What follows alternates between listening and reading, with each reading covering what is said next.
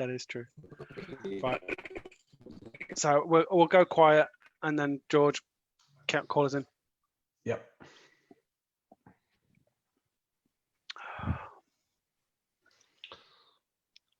Oops, apparently I've managed to go live already. I must have clicked something by accident. Okay, cool. Good evening, Internet. I hope everyone is well out there in Internet land. Thank you and welcome again to join. I hope you're going to enjoy joining us and let's talk board games.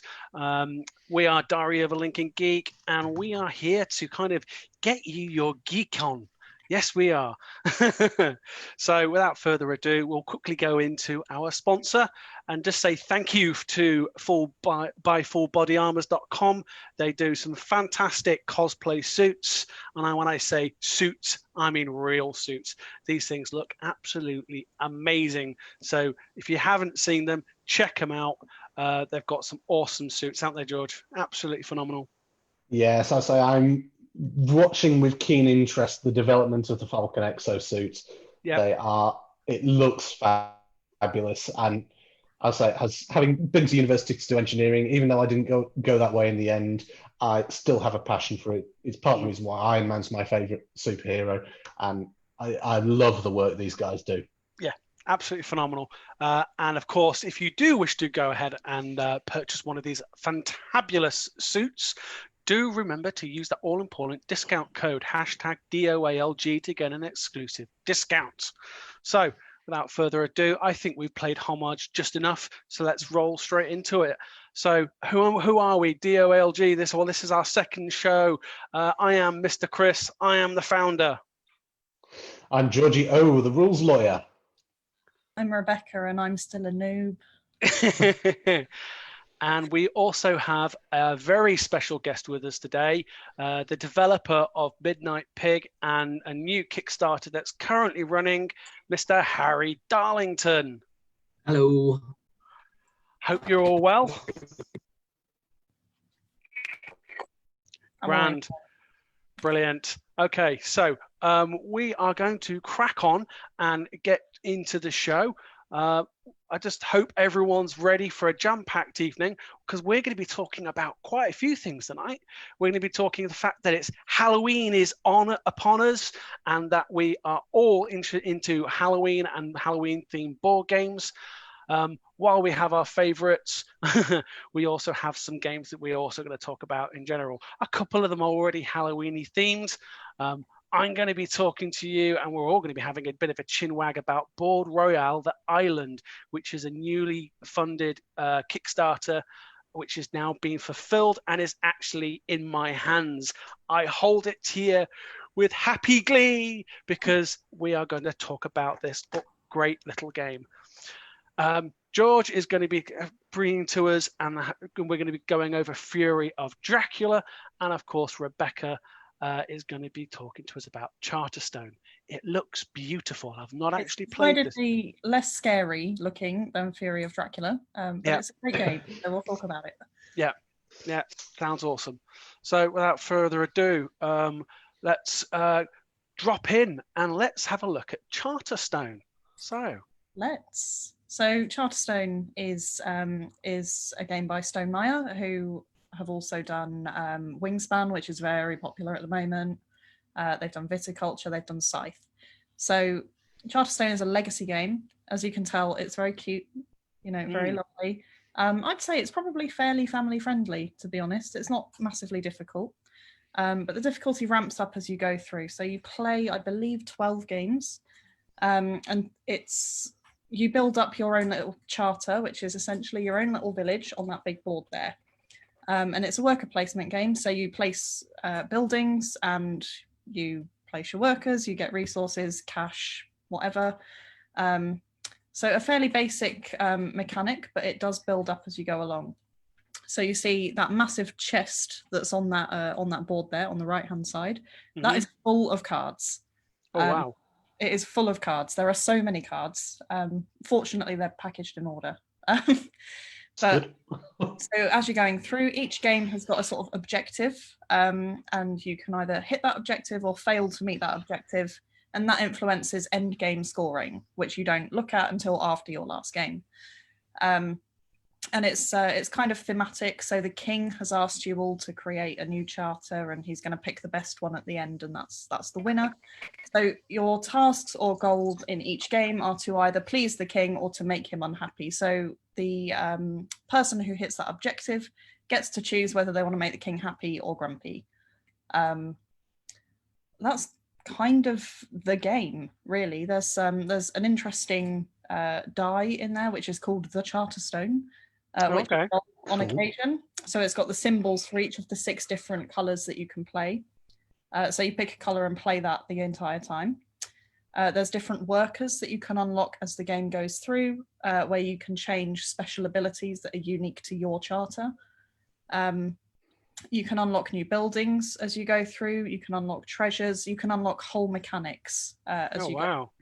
So you can actually miss some, and we did right up until the 12th game. But it includes, I'm not going to do any spoilers because there is a sort of story element to this. Okay. But you can get additional little workers. So you start off with 2, and there are a subset of workers, I think 6 different types. You can unlock each of them individually. You can unlock secondary characters. So you can have your main character for the game and then a secondary character with another ability. You can unlock sort of businesses that tick over and they sort of get like a rent, I guess. Yeah, so many different things. There's so much variety there in that box. It looks really visually really nice. Yeah, it sounds like a strategist's dream. Yeah, it's heavily strategy based. Obviously, there is an element of luck in the cards that get turned over and the dice rolls, although the dice rolls aren't that frequent. But yeah, it's a really nice little game. I played it with 3 other people, including Gregor, and he won, I believe. And yeah, one of the nice things about it as well is being a legacy game. Obviously, there are components that get destroyed. You know, things happen. The board changes. On the flip side of that board is another blank board, and they sell a thing called a recharge pack that gives you all of the stickers and stuff that you need if you want to start again. And the recharge pack is significantly cheaper than a second copy of the game. Retails about £20, I think. Cool. But if you don't want to do that, you can go and buy the app, which was outsourced, which is on iOS, Android, and Steam. Costs about £15, and it is the full game. You can play online with friends, with strangers. You can play locally. You can play on one device. You can play on multiple devices. It's great. Oh wow! I must admit, I do like. I mean, we had a board game stroke electronic board game in the last show, but I do like it, the fact that designers are doing this. It does give the a lot of ability and options in regards to play, because particularly with times as they are now with COVID. It's difficult to get together with groups of friends and play games, particularly on a big scale. So it's always nice. Yeah, it is. I'll always prefer, I think, a sit-down physical board game. But I do too. Or the app version of this is just as good. It is really just as good. They've done everything that you could think of to make it a nice experience to play it on an iPad or a laptop or whatever. So yeah, I would heartily recommend that. If you're looking at Charterstone and thinking, that looks nice, I don't want to drop 40 or 50 quid on it, consider getting the app and having a look at that, because it is really good. Mm-hmm. I've only got one question. Why would you want to displease the king? Ask Gregor, because he did it every time. Every time. I was like, no, don't do that. You'll make him mad. Why does this sound like the sort of strategy I would play? Normally, pleasing the king would have an outcome that's desirable for all the players, and displeasing them would have an outcome that's maybe desirable to just one. So if you know that you're the player it's going to be good for, then it's favourable to do so for you. Yeah. There is that element to it. And it is mostly flavour text. So, the king is very angry. You say you want the angry one, you go and find the angry card in the big box, which is indexed very nicely, so it's not too difficult to find cards. And, they can read it out and stuff. And but yeah, it is mostly flavour text, but there is obviously game benefits or disadvantages for everyone around the table that are on those cards. But yeah, I think the narrative aspect of it is really nice. I really bought into, I'm going to build myself a great village and we're going to have a great logging industry. And you get to name your village, you get to name your actual whole board as well. You get to name your character. Like you can get quite personal with it. And the games are probably an hour to an hour and a half, depending how many players you've got. So it is quite an experience playing the full set. But we played it over about a year and a half. So okay, we got a lot of table time out of it. And when it's done, you can play it as a standalone game as well. That's the thing with replayabilities of legacy games, isn't it? Yeah, like Pandemic Legacy, for example. You can play a Pandemic Legacy board after it's been completed, but I find myself not doing that, and I'm not quite sure why. But this game is one that I have gone back to. Okay. I suppose it depends if you actually follow the rules as written and actually rip up the cards when people die. Yeah, I suppose. I mean, when we played Charterstone, we did rip cards up, and we would need to buy the recharge pack if we wanted to play the version again. But we've got the app now, and that is I cannot stress how good the app is. Like, that is perfectly sufficient for us. Because that goes against sacrilege in my books of ripping up a card. I've paid good money for that card. I don't want to rip it up. Yeah, I guess when you pay like 40, you paid for the experience. Yeah. Oh, it's nuts. I mean, I used to have the same phobia of Iron Man magic. If you haven't heard of that, Magic of the Gathering, Iron Man, when your creature died, you ripped it up. That sounds very expensive. It was expensive, especially for people who didn't realize that's what they were playing, and they'd got lots of rare land in their decks. And you nuke their land and you go, bye-bye, £50 card. Yeah.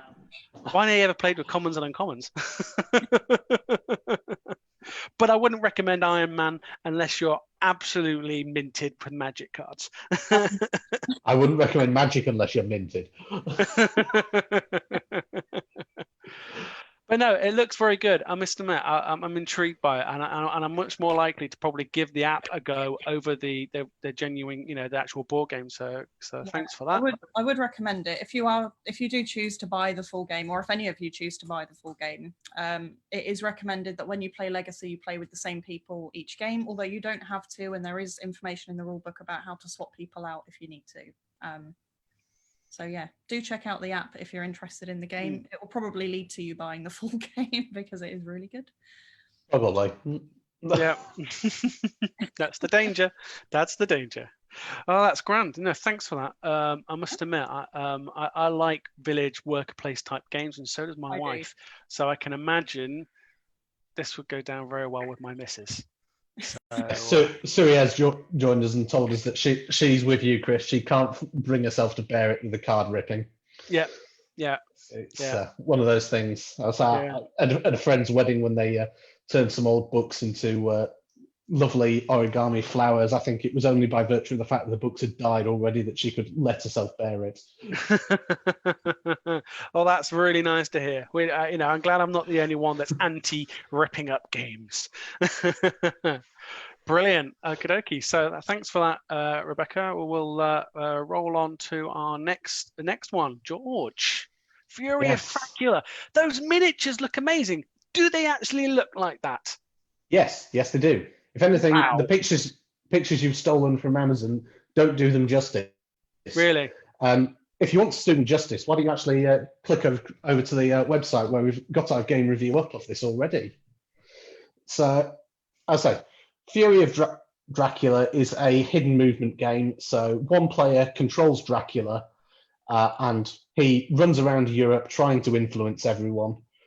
And I say, he is really can be very annoying at times with some of his powers in escaping and evading everyone. One player. It's a game for 2 to 5 players. One player plays Dracula and runs around the board annoying everyone, whilst the rest of you play the 4 hunters between you, whether there's 2 or 5 players. And then the hunter's objective is, guess what? To kill Dracula. And it's a lot harder than it sounds at first glance. But I suppose my top tip for the game, if you are the hunters, gang up on Dracula. He dies quick then. Flanking maneuvers work very well to kill a Dracula. So yes, Okay. as Chris has pointed out, we do put a lot of game reviews up onto the website. So do make sure you check out www.doalg.co.uk to make sure you keep up to date with all the latest on the blog and all the other game reviews and geeky things that we do. Yeah, I mean, I must admit, I played quite a few WizKids games over the years, back to when they did Hero Clicks, Mech Warrior, and they're very good at miniature-based games. And over the last couple of years, they've been doing board games. So I always see it intriguing to see what these are like. So. I wish I could give full credit to WizKids. However, this is one where they have just bought the right to the game. Yeah. This is the 4th edition of Fury of Dracula. WizKids have bought and basically re-released the 3rd edition from Wizards of the Coast. There's a few minor bits from my version where there was some misprintings, but the company have fully acknowledged that. So, but it's a very good game. Long playthrough. If you've got a half competent Dracula who's determined to stay hidden, you couldn't be spending all afternoon playing this game. Wow. But no matter how many times I've played this, even just playing 2-player with my wife, I still enjoy it every time, whether I'm playing as Dracula or the Hunters, even if we spend 4 hours playing this game. What's the balance like between Dracula and Hunters? Is it one of those games where if you're Dracula, you're always just going to win, or if you're not Dracula, you're always going to win? Or an experienced Dracula player will be hard to beat. There are a few strategies which I won't spoil for people that can be a bit broken for Dracula, and various forums have kind of put a number of variants in place to try and gimp those strategies.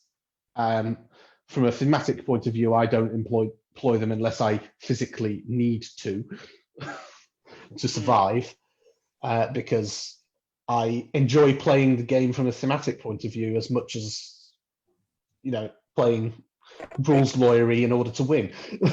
Yeah.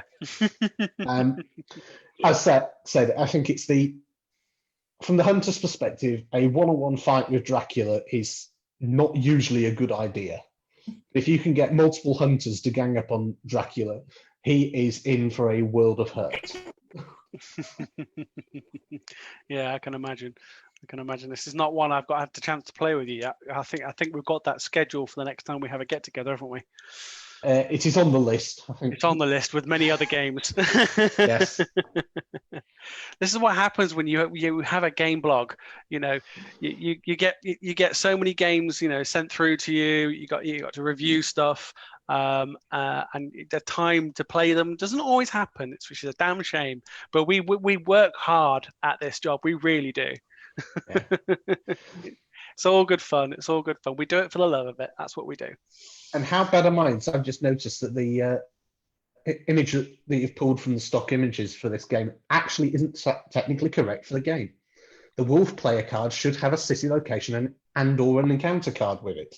Oh, on the board? Yeah. People who take stock in publication images who aren't internally consistent. I don't know. Anyway, it looks great, and I must admit, I like hidden agenda, hidden movement type style games. I have 2 of them already, so I can imagine I'm going to enjoy this one. So it is good fun. And I think one of the interesting things that I love about it is that whilst the individual balance across the game may not be as even as you might like it, I love the fact that whether you're playing 2 players or 5 players, the game plays exactly the same way. It's just the fact that one player's that you share the Hunters or not as and how you like between the other players. Yeah. So it's, I think we've all played multiplayer versions of a game where once you cross a certain number of players, it really starts to stretch the mechanics. Yeah. definitely. So I like that consistent mechanic, no matter how many players you've got with this game. Yeah. Well, let's face it. Anyone who's intrigued by this, do have a look at George's article on the website, because he has done a really good article on this. So do check that out. But shall we move on to our next game? Unless we've got any questions out on internet land, George. There's nothing through at the moment, but we'll let you know if anything crops up. Okay, lovely, fantastic. Right, so Board Royale, yes. This game, okay, so it came out on Kickstarter quite a while back now, probably about 8 months ago. I think when we initially did the first blog post on this, we've been keeping a track on this because we've been really intrigued by it, weren't we, George? Yes, definitely. I love playing with it recently. Yeah, it's a really good game. It's come out really well, and the Kickstarter exclusive tin, which I couldn't get a picture of, but I've got it here so you can see it. It's a little lunchbox tin. That's amazing. I love Kickstarters, okay, that do different tiers and different rewards. And on this particular occasion, this was well worth it, because not only in this do I get the core game, I get the expansions that you can see on screen. So you've got Disaster, Military, and SFW, Skills, and on also a Founders Edition, which you can only get through backing it on Kickstarter and going for this particular level of tier. So I like things like that when they're exclusive to a Kickstarter backer. So I don't know about anyone else, but it's one of my favorite little perks. It's great. But the game is very simple to play, but has lots of tactic and very cutthroat. God, is it cutthroat. It's based on Battle Royale. If anyone isn't aware or ever heard of Battle Royale, it's a film, cutthroat film. I think it was 70s, 80s maybe, about people trying to escape an island, and they're all killing each other. And that's it. It's what happens if Lord of the Flies goes adult? Yeah, yes, yeah, basically. And the card game is basically you gathering resources and you've got items that you can craft, and it's basically last man standing or escape. But I have not played a game yet where anyone has actually successfully escaped. Everyone just kills everyone. It's awesome. I didn't get a revolver and shoot you all. Yes, of course you did. Yes, of course you did. It was you that shot from the grassy knoll. And the expansions. If you did make yourself vulnerable to the blowpipe. Yeah, okay, all right. I made myself vulnerable to the blowpipe. But yeah, it's crazy. I mean, and that was just the base expansion we were playing with initially. I've since had the opportunity to play with the Disaster expansion pack, the Military pack. We did play with the NSFW, and if anyone who's not aware of what NSFW stands for, it is not safe for work. It is an 18+ expansion. I'm not going to go into too much detail because it is a family show, but if you're an adult and you're into adult themed games, then that expansion's definitely for you. And then of course you've got skills as well, which have where you have different classes and you get specific skills against for up to 6 players, if I remember correctly. So it plays really well, and I can see why it did very well on Kickstarter. So if you haven't yet seen this and you want to give it a go, do check it out, harvestgames.com. And yes, it's brilliant. It's absolutely brilliant. The review will be coming soon. Yes, Suri has just joined us again to say that the Not Safe cards were particularly good fun. If anyone is of the sort that enjoys a good evening of Cards Against Humanity with friends, the Not Safe for Work pack is definitely for you. There you go. You've got that. Thank you, that Sui. So I think unless anyone's got any questions, and we can move on. Okay, cool, lovely. So fantastic. It brings us to our special guests. Harry, we haven't forgotten about you, mate. I'm just getting swept up in everything. This is great. Yeah. Hi. Thanks for coming. Let's talk about. Yeah. Thanks for having me.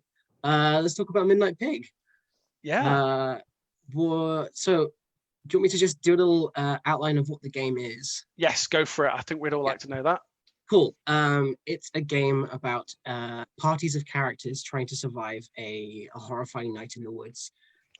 So it's a game that was sort of inspired by Werewolf or Mafia, those sorts of games, but with the idea of what it would be like to play a game like that if you were in control of multiple characters. And yeah, it's a game about monsters killing villagers and sort of harvesting their body parts and sort of having various different events and things happening throughout the night that affect the way the game works. And yeah, your goal at the end of the game is to make sure that you have the largest surviving party of characters. So there is a huge incentive within the game to kill each other, which is quite fun. We like games like that. Kill each other. Yes. Stab the toaster. Yes. Flush them out the airlock. Yes. No, it looks really good. I mean, how long have you been developing this now? So I started this last summer, so just over a year now. And when I first started developing it, it was all just on little pieces of paper. And yeah, I started doing the illustrations and things for it last Christmas. And I had a working prototype ready and sort of playable in April. And then I've just been sort of testing it and refining it since then. And I've just launched the Kickstarter. So we've been up for about 5 days now. And the response has been really positive and people seem to be really excited about it. And yeah, it's all really encouraging.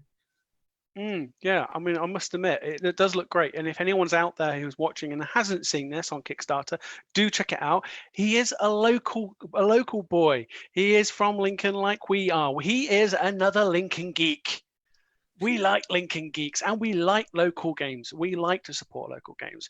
And this is why we particularly wanted Harry on the show. So do check it out.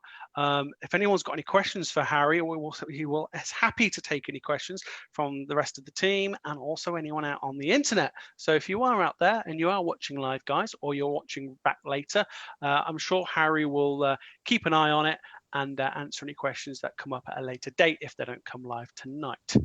Absolutely. Well, I've got a wonderful question from Mr. Harry whilst we're here now. What's your favourite card in it all so far? Ooh, my favourite card. I mean, I like the pig. The pig was always sort of a joke when we were testing things. When we first, I designed this in part with my brother. And when we were sort of doing the first plays of the game, we liked the idea of having a card that was completely useless. So it's sort of like a joke card, but because the game is about harvesting resources, harvesting body parts from different characters, it just became this sort of token card that if you had it, it was going to get killed. And then as we sort of went on with the game and stuff, we kind of wanted to have a point to having the pig. So the pig, the game takes place during a night, sort of from 6 p.m. until midnight through 7 rounds. And if you still have the pig at midnight, if you kill it then, you get all of the resources. Oh, wow. Cool. That's the sacrificial pig. A sacrificial pig, like it. Midnight pig. So yeah, and I think that's quite fun. I think there's I was inspired by a lot of sort of goofy cartoons and things. Like I like that sort of, the sort of itchy and scratchy vibe of very sort of innocent looking cartoons, but they're all sort of slashing each other to pieces. And a pig, just sort of having a pig in the middle of all these monsters and stuff kind of gives you that idea of something about it. Yeah, I kind of got that vibe, Ren and Stimpy almost esque. Yeah. Yeah. Looks really good. I mean, we're very spoiled actually, because Harry has actually sent us some images that are an exclusive for this evening, not on Kickstarter yet. So thank you very much for that, Harry. And he's treated us to see some of the items and events and monsters and some of the other character cards that are available in the game. And I must admit, we both saw this prior, but Suspicious Pie is just in love with the Suspicious Pie. I am. I love it. It's great. I'm wondering, Harry, can you tell us why it's so suspicious? There's nothing wrong with it. It's just a pie. Oh, okay. I find that regular, just a regular pie. It's just a regular pie. God damn it! Have you not been to Sweeney's Bakery? So you don't save anything Yeah. funky. And I must admit, I gotta love the picture for the voodoo doll. That's great. It's good. Add this card. to One your of hand. my favorite event cards, which you've got just there on the bottom, is the crashed UFO. My brother and I are both really big Doctor Who fans. So Okay. Yeah. when you get the Oh, crashed UFO, I get it. Brilliant. you get one brain and two hearts. Nice. Brilliant. Uh, That's why I love the Cursed Bride. Just the idea of having this card in your hand that you've got to get rid of. And of course, no one's going to help you out with that. There's a lot of little tricks and things you can do when you're in the game to be able to sort of trade off your hand with other players. And if you get really desperate, you can kill your own characters. okay. That's So- good to know. Yeah, there are ways to get around it, but it's quite a nice. There's a couple of cards that sort of get passed around. You don't really have any control over. One of them, you can see some of the annals at the top in pink. One of them is the goat that just if you have the goat on your turn, then you pass it to someone because you don't want it, and every time you have the goat at the start of your turn, you lose a resource. So it's another useless character, but it's just sort of moving around the table, eating things. Oh, that just reminds me of the Handclogger. fluffy little alien from Flux. Yeah. I'm starting to get the impression that you think farmyard animals are useless. Well, they're only useless when sort of confronted with werewolves and sirens and things like that. They sort of That don't is really true. stand a chance. So did you do the game design and the art and the Kickstarter and everything? Is that a one-man band kind of thing? Yeah, it's Wow. just me. Wow. Fair That play to you. There's a lot. I applaud. Yeah. Yes. Yeah, the whole thing is a learning curve, but I'm really enjoying it. I quite like to challenge myself and things like this. So yeah. No, it's good. It's good. really fun. And if you're out there and you're watching and you haven't checked this out, do check it out. And if you like the look of it, do back it. Go ahead. Go on. Give it a go. And what we're going to be doing, Harry is being ever so good. He's going to get us an early copy for us to play and review. So, which we're very excited about. And I get Rebecca's excited about that as well, because she just waved up her hands in the air like she just don't care. I am excited. I have backed it, but I should be excited to play it a little bit early. Yes. Thank you very much. Yes. So we will be doing that, and that will be available on the website, very soon. As soon as we get our fluffy mitts on those cards, we will be playing it, and we will be giving you our thoughts and feelings on the game. So, Harry, no offense if we don't like it, but I'm sure we will love it. It looks good from what we've read so far and what we've seen. So it's very good. Have we got anything out on internet land, George? We've not got anything through at the moment, but if anything does come through, I will gleefully interrupt you all to make sure that Harry gets his time. Good. So I've got one last question. So how is, from your experience of Kickstarter, because obviously you've done all this development away from it, and then you've gone in to do a Kickstarter. For any budding board game designers or anyone out there who thinks they got an idea for a game, what would be your biggest piece of advice for those people out there listening to this now, or maybe listening later? I'd say, because a lot of it's to do with marketing and stuff, and trying to sort of get images in front of people to sort of get them excited on social media. And board games are such a visual way of playing. People like to sort of have something tactile in their hands and to be able to see what it is they're seeing. So I guess get some really good marketing photographs, get some really good graphics and things like that. That's something that I've sort of been. I'm lucky because I'm an artist. I can sort of throughout this campaign, I'm still putting things together and sort of putting them up to create sort of a social media buzz. But get a little press pack together so that you can sort of fire out images and things like that, because that's really going to catch people's eye. Okay, no, that's good piece of advice. We like that. We like advice. So No. So we do actually have a question in from Internet Land. Okay, So go for it. another one from our lovely viewer Suri, who is asking how many players is the Midnight Pig for? So what sort of player range are you looking at? It's 3 to 6 players. You can play with more than 6 players, but there are 150 cards. Because the game takes 7 rounds, if you play with more than 6 players, then you'll start getting to the bottom of the deck. But yeah, 3 to 6 players, and yeah, any more than that, you're going to have to get a little bit creative. I was going to say, one thought which immediately throws it out to me is would throwing a second deck just to bulk up the deck break the game? Yes. There are some cards that if you were to have 2 of them, when they play with each other together, then I can give you an example of this actually. There is one of the cards, Medusa, that you can see on the screen, lets you skip someone's turn. And there's another card, which is the Twins, lets you repeat an action. And if you were to have 2 Medusas and 2 of the Twins within the game, and they somehow in the unlikely event that you manage to get all 4 of these in your hand, you could cancel out everyone else that was playing, or enough people that were playing, so that it came back around to you again, and just keep doing that. Medusa has been designed so that you can't use the card twice in a row, but if you have 2 of them, then you'd be able to keep creating Infinite that cycle. loop.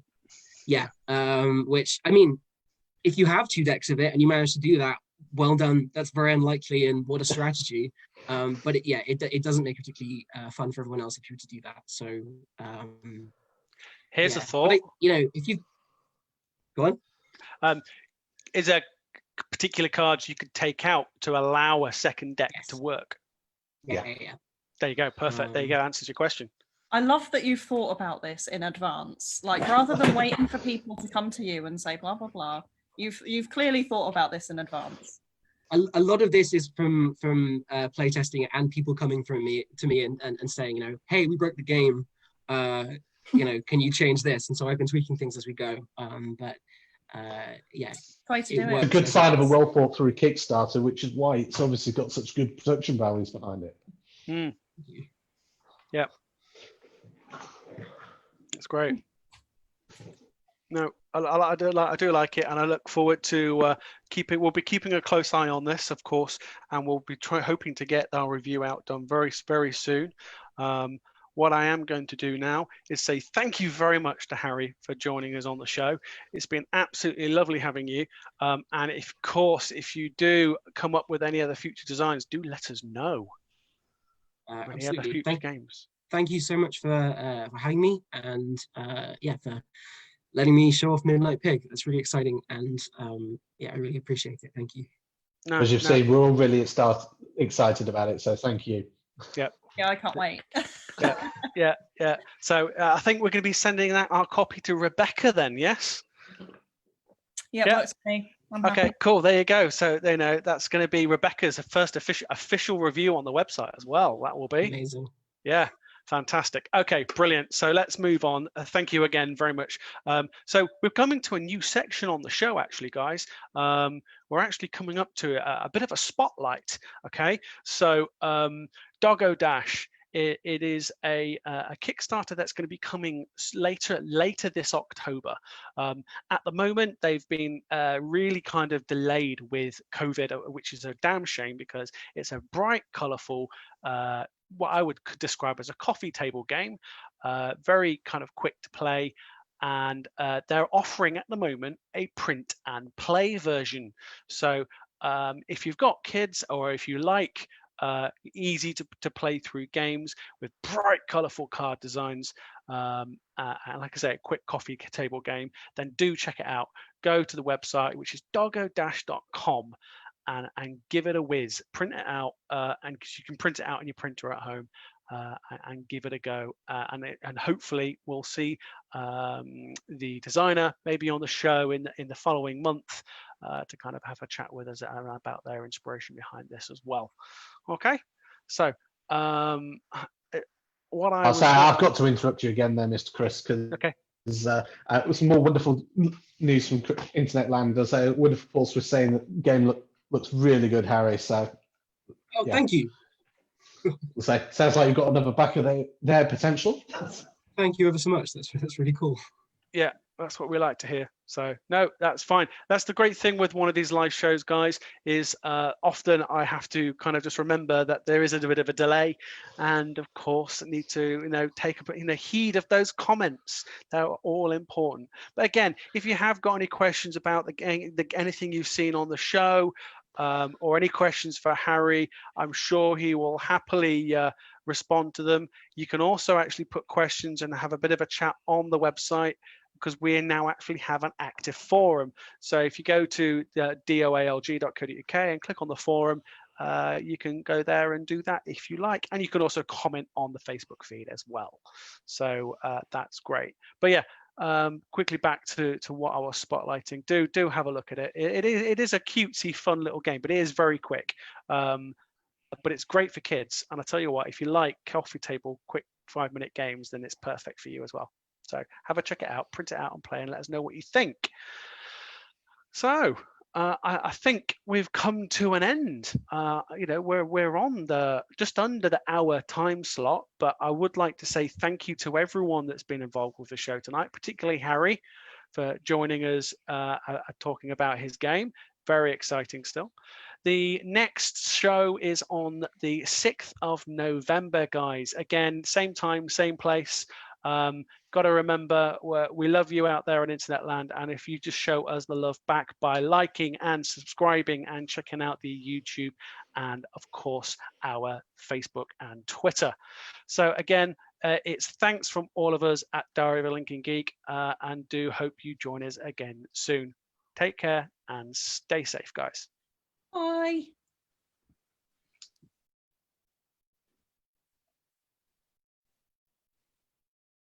And we're off there. Lovely.